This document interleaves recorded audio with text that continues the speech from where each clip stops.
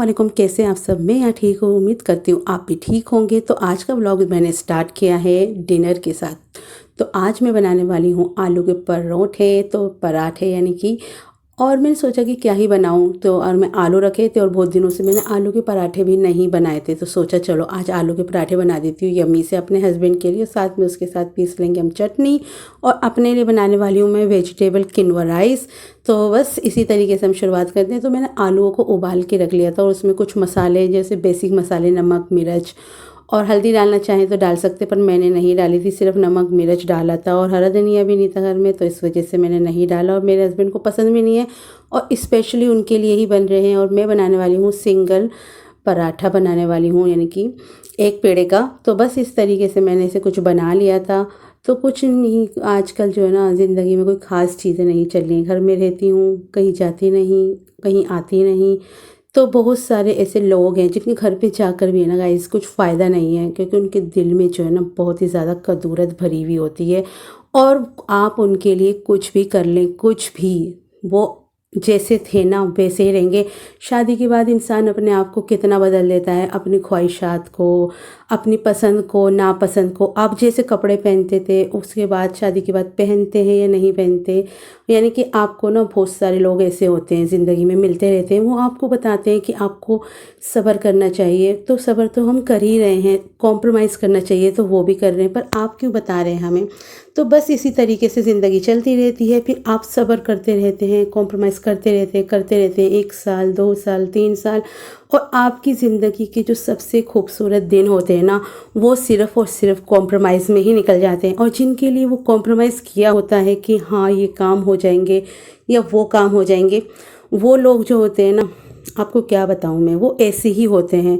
उन्हें किसी की परवाह नहीं होती, उनकी ख्वाहिशात पूरी हो रही हैं, उन दुनिया जाए भाड़ में, तो उन्हें कोई मतलब नहीं होता। बस आप ही अपनी काया और अपना आपा सब बिगाड़ लेते हैं और लास्ट में सब कहते हैं कि हमने थोड़ी बोला था आपसे ऐसे करने के लिए। तो बस इसी तरीके से ज़िंदगी निकल जाती है और हमारे कुछ अरमान अधूरे रह जाते हैं, कुछ क्या सारे ही रह जाते हैं। बहुत ही कम लोग होंगे जिनके हो जाते हैं पूरे, या वो शुरू से सेपरेट रहते होंगे तो उनके हो जाते होंगे। वैसे आप कहीं भी दूर रह लें, आपको टेंशन जो ऐसी होती है कि आप दूर भी रह रहे होंगे ना, किसी से बहुत दूर भी रह रहे होंगे, तो टेंशन तो वो आप तक पहुंचा ही देंगे किसी न किसी तरीके से। आपको पता चल ही जाती है बहुत सारी बातें, और राज की बातें और अनराज की बातें, यानी कि पता तो चल जाती है गाइस। ऐसी बात नहीं है, ऐसा तो नहीं है कि पता नहीं चलेगी कि क्या चल रहा है दुनिया में, ऐसा तो नहीं है। तो बस इसी तरीके से देखिए बातें करते करते हमारे देखिए पराठे बन गए हैं और बहुत ही ज़्यादा क्रिस्पी मज़ेदार पराठे बने थे। तो बस मैंने अपने हस्बैंड के आने से ना आधा घंटा पहले ही इनको प्रिपेयर करके रखा था। और ये देखिए मज़ेदार से हमारे ना पराठे एकदम तैयार हो गए हैं। और मैंने ये देखिए पहला पराठा हमारा बन चुका है। बस इसी तरीके से जल्दी जल्दी से मैं बाकी के भी बना लूँगी। और ये देखिए सारे बन गए हैं, 4-5 पराठे मैंने बना लिए थे, अगर एक आध बचा भी तो मेरे हस्बैंड खा लेंगे, बाद में खा लेंगे। और ये देखिए किनवा राइस बनाए हैं मैंने, तो बहुत ही ज़्यादा मज़े के हैं ये। और मैंने ना इसमें ना बहुत सारी वेजिटेबल्स डाल के बनाए हैं। तो मैंने सोचा है कि चलो अब थोड़ा सा ना ऐसे ही खाया करेंगे। और यानी कि मैं हर चीज़ खा लेती हूँ, ऐसी बात नहीं है कि मैं अपने लिए अलग बनाती हूँ अपने हस्बैंड के लिए। बस कुछ दिनों से मेरे है ना कुछ भी चीज़ें ऐसी खाने का दिल नहीं कर रहा, थोड़ी तबीयत सी ख़राब है मेरी, तो मैं इसलिए सिंपल खाना बनाती हूँ अपने लिए बिना ऑयल का। तो यहाँ पे मेरे हस्बैंड भी आ गए थे और फिर मैंने दस्तरखान लगा लिया था और इनके लिए मैंने लगा दिया है दस्तरखान। और मैं खाऊंगी राइस और ये खाएंगे अपने आलू के पराठे।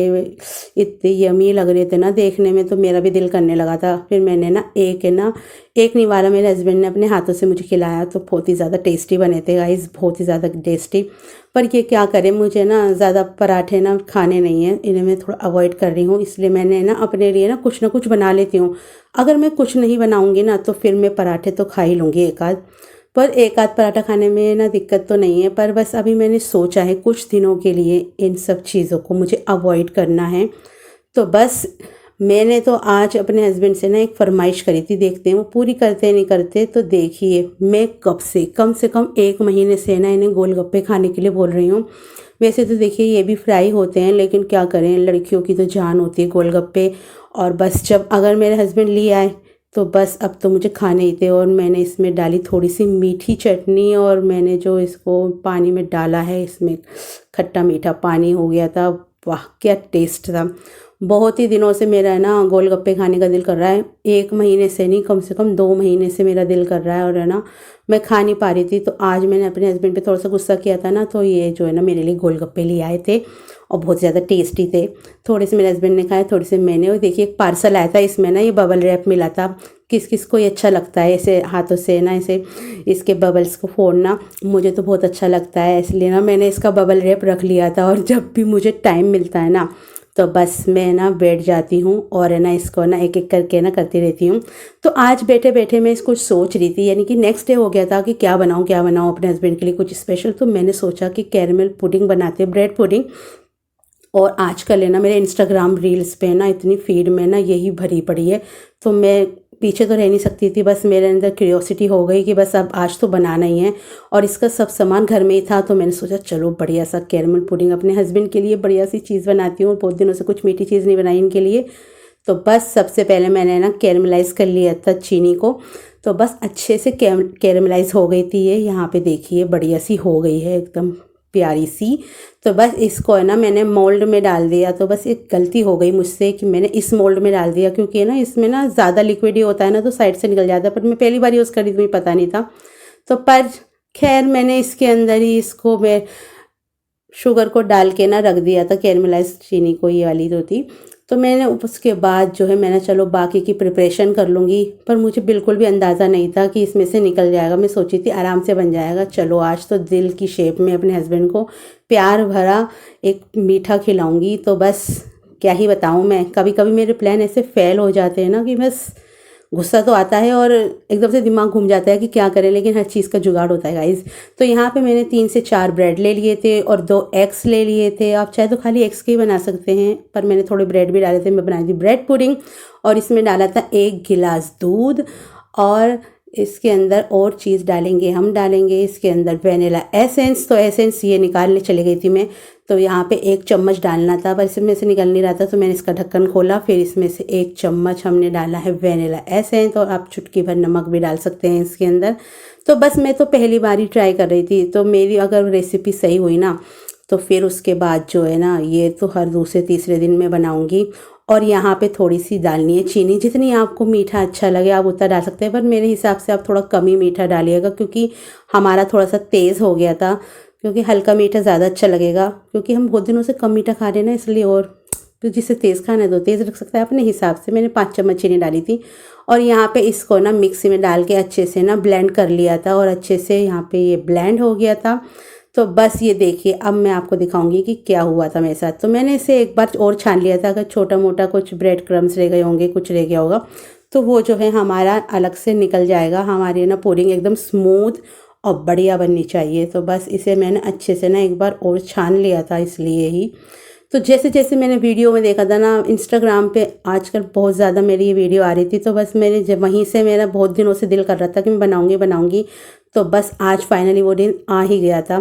तो बस मैंने यहाँ पे अच्छे से इसे मिक्स कर लिया है, और ये देखिए इसे मैंने अच्छा वो प्लेट में रखा था, वरना सारा नीचे गिर जाता है। यहाँ पे जो मैंने डालना शुरू किया था, देखो साइड में से इसे निकलना शुरू हो गया, और मेरा यहाँ पे ऐसा दिमाग ख़राब हुआ था, मेरी रेसिपी ख़राब हो गई, मैं क्या करूँगी। पर मैंने छोटे वाले मर्तबानों में ये जो आते हैं, इसके अंदर मैंने रख दिया था स्टीम करने के लिए।